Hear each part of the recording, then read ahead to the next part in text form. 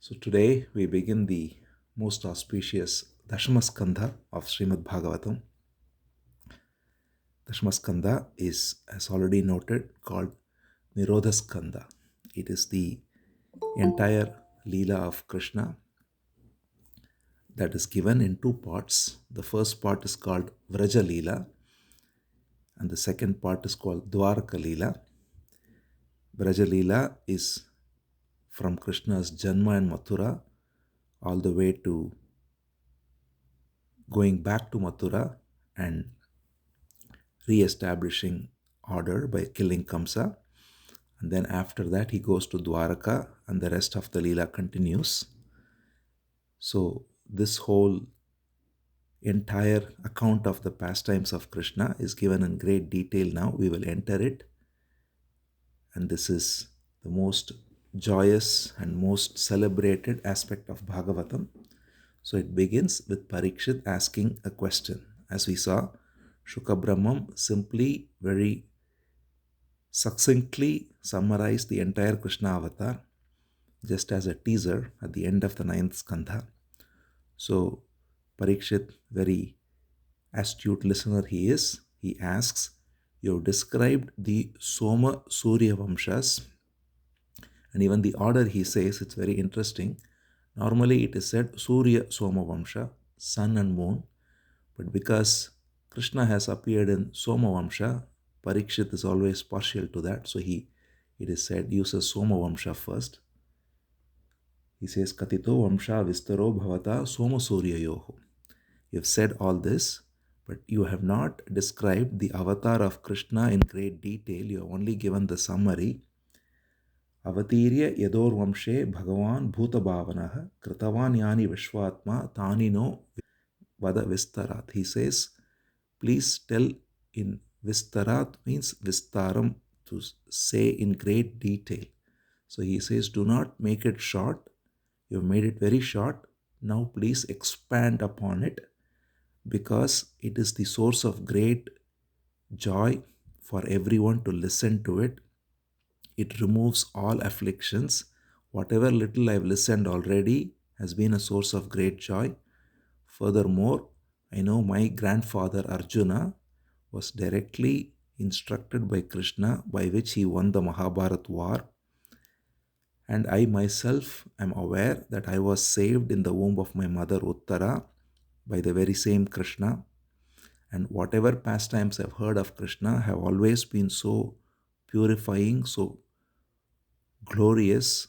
So please tell me more. And when he asks in such beautiful way, and furthermore, he also wants to know about some of the things that Parikshit was hinted. He doesn't know all the details. So he says, you said he was born in a jail cell, and then he went from there to Vrija, and then he came back from Vrija to Mathura. Please tell me, what were the circumstances under which all this happened? Why did he have to go from jail cell to Vrindavan, to Vrija? When did he come back? When was the great brother Sankarshana or Balaram born? Please tell me all these details in great expansive nature.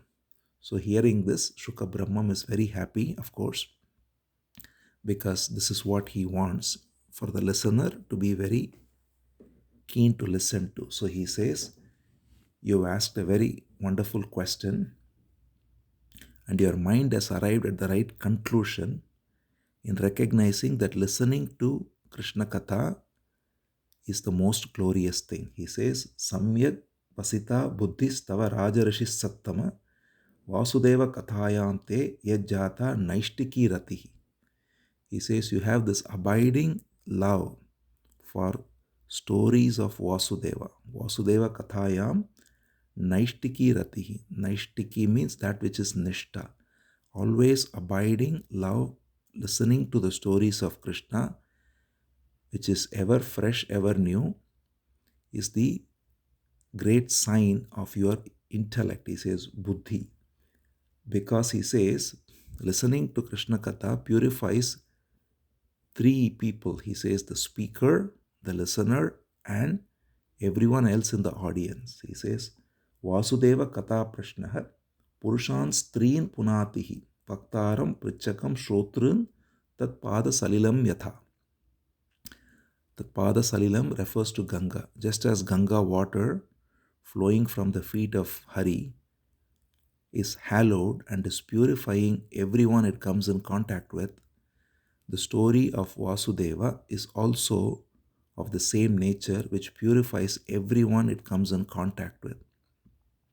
Especially the three he refers to are Vaktaram, that is the one who speaks. In this case, Shuka Brahmam is the speaker who is offering the story. Prichakam means the listener, which is Parikshit here. And then Shrotrun. Shrotrun is the listener, which is Parikshit. Prichakam is the audience there. So the audience we saw, there is a huge congregation of people who are assembled and who are all listening to this narration of Shuka Brahmam to Parikshit. And one of them, of course, is Suta Pauranika, who is the one in turn who got everything in his memory, and he is narrating it to Shaunakadi Rishis in Naimisharanya. And that is how it has come. So then Suta's narration was recorded, and then it has been narrated on and on for thousands of years. So he says all three, the speaker, the listener, and the audience are purified by listening to the story. And then he begins by saying, there was this great disharmony in the world, because of which all the devas, headed by Brahma, went to Supreme Lord Narayana and appealed to him to re-establish order. And Brahma was revealed that yes, your prayers are heard. Soon I shall appear, and along with me as brother Ananta, whose Balarama, will appear. And not only that, as sister who will execute a special pastime, Vishnu Maya will appear. He says three things. Vasudeva Grihe Sakshat Bhagavan Purushav Paraha Janishyate. So Brahma is revealed that the Supreme Lord will appear in the house of Vasudeva. Vasudeva Kalanantaha Sahasravadanaha Swarat. Sahasravadanaha refers to the thousand-faced Adisesha, who is Balaram, also called Ananta Sankarshana. He is the Guru Tattva. So he appears before Krishna as the elder brother. And further he says, Vishnur Maya Bhagavati Yaya Sammohitam Jagat. The Vishnu Maya, which is the Divine Mother, who deludes everyone who is caught in the egoic identification and yet who is also the source of grace, she will appear as well. So all these three are revealed to Brahma, and Brahma therefore instructs all the devas to go and be born in the Yadukula, in the region of Vrindavan. So it is said that all the various beings who are there, even the cowherd men and women, they are all devas who are born well ahead of Krishna's appearance in order to be ready to await his arrival and to celebrate it. Meanwhile, after all this, a few years pass by and it comes to the story of Kamsa with his sister Devaki getting married to Vasudeva. And there is a very opulent wedding procession that's happening of Vasudeva and Devaki, and Kamsa himself acts as the charioteer. He is very attached to his sister and very loving and doting, but his attachment is always rooted in what is good for him. So this is why when one is attached from the bodily platform and even shows excessive apparent love, it is only rooted in selfish identification of what is in it for me. So Kamsa's attachment to Devaki was simply due to his own attachment, his position, and what she is and what this wedding means for his glory and so on. So he was very happily charioteering Vasudeva and Devaki when suddenly a voice breaks out from the skies. It is called Ashariri. Sharira means body, Ashariri means without any body, that is just a voice reveals itself and says, "O fool, you will be killed by the eighth child of Devaki." He listens to this voice and he is immediately shaken, and he instantly, that is why this kind of excessive attachment becomes, he doesn't take a second for him to get out, grab her by her hair, and he is about to kill her because all he cared for was his own glory. And when he realizes that this very Devaki's son, or at this time it just says child, it could be son or daughter, the eighth child would kill him, immediately he is about to kill Devaki. So Vasudeva, who is a very pious person, who's very devout, who's very well mannered, who's very sattvic, he instantly recognizes this and he knows nature of Kamsa. So he immediately holds Kamsa and he stops him, and he first pleads with him through all ways. So he tells Kamsa that we don't have to go with all these things, because you have to realize that death is certain for every one of us. Everyone who is embodied is made of the five elements, and these five elements come, assemble together for some time, and then they again go back to their sources. This is the nature of humanity, nature of worldly existence, nature of everything that's manifest. It comes into being, it stays for some time and goes away, and the true essence is not affected. So first, Vasudeva is giving the highest teaching, hoping that it can actually make any impact on Kamsa. But of course, Kamsa has no ears for all this. Vasudeva even goes to say a beautiful example. He says, when there are many pots of water, each of them reflecting sunlight, if the water is disturbed, dirty, the water is thrown out, none of that affects the sun. Only the reflected sun is affected. Similarly, you are never the body that you take yourself to be. Don't be attached to it, and don't be caught in this identification and engage in this gruesome act of killing your own sister. None of this makes any impact on Kamsa. Then next, Vasudeva says, "O Kamsa, at least see that this girl who completely relies on you, she is a very loving person, very nice person. She has always considered her brother as dear. You have to be dear towards her too. You've always treated her dearly. Now you cannot just flip like this and kill her." That also has no impact on Kamsa, because Kamsa doesn't care about any of these entreaties.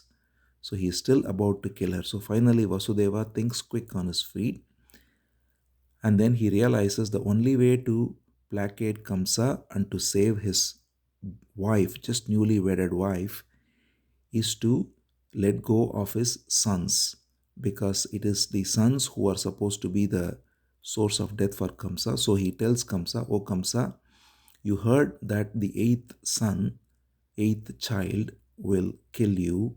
So it's not Devaki who is the source of your death. If anything, it's the sons.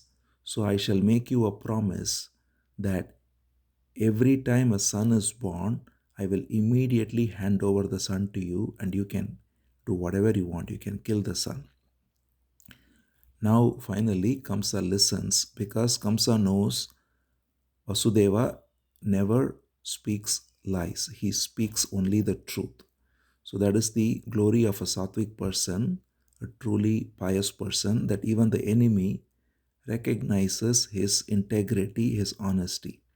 So Kamsa, even in his great anger, this is the only thing that appeals to him, because he knows Vasudeva will keep his word. So he tells Vasudeva, "Okay, I let go of Devaki. You can go now, but just bring every time a child is born." And sure enough, they are let go, and this incident ends. And then after some time, Vasudeva and Devaki have their first son. First son is called Kirtiman. They name him, and then Vasudeva, as the word was given to Kamsa, he brings the child.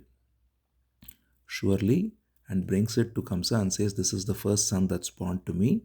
As I promised to you, you can take him and you can do whatever you want." By this time, Kamsa has realized that it is the eighth son that was supposed to be the source of death. So Kamsa is in a rare, generous mood. He says, "I've been told only that your eighth child is the source of my death. So I don't need your first son. You can take him back." Hearing this, Vasudeva is very happy. He says, "Oh, some wisdom has dawned in Kamsa, so he's about to take him back." But meanwhile, in a very mysterious and interesting pastime of Narada, Narada comes there to Kamsa's court and he says, "You don't realize what you are doing, because all the beings that are born in various parts of Vraja and in Mathura are all here to end your existence. Your existence is going to be finished. So every son that is born to Vasudeva can be a threat to you." So here Narada is in a very mysterious way fulfilling a prophecy, because all the six sons, the first six sons before Balaram and Krishna, are destined or ordained to be killed immediately after birth. And so in order to fulfill that prophecy, Narada comes and instigates Kamsa to do so. So Kamsa now, who was generous a little while ago in letting go of the first son of Vasudeva, he calls back Vasudeva, orders Vasudeva back with Devaki. He suddenly changes his mind. He puts Vasudeva and Devaki in fetters.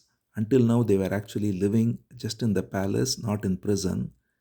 Now, having heard Narada, Vasudeva and Devaki are put in prison by Kamsa, and not only that, the first son is taken and cruelly killed by Kamsa. And in this way, he is going to now kill all the six sons. And when all this is happening, Krishna is preparing to appear. We will see that appearance of Krishna along with Balaram and Vishnu Maya in the next chapter. But meanwhile, there is also a symbolism behind the six sons being killed before Balaram and Krishna appear, because it is said the six enemies have to be cleared in order for the Guru to appear and reveal God. The six enemies are Kama, Krodha, Lobha, Mada, Moha, Matsarya. When the six are eliminated, then the Guru appears and reveals the divine within. So in that way, it is said that the six are removed, and then the Guru appears in the form of Balaram, and then comes Krishna, who is the divine, who reveals in full glory. So that's also the symbolism behind the six sons being killed. We shall see the six being killed as well as Balaram appearing in a very beautiful way, and what happens to Balaram, how he is taken to Rohini, and then Vishnu Maya's divine appearance. All this will continue in the next chapter.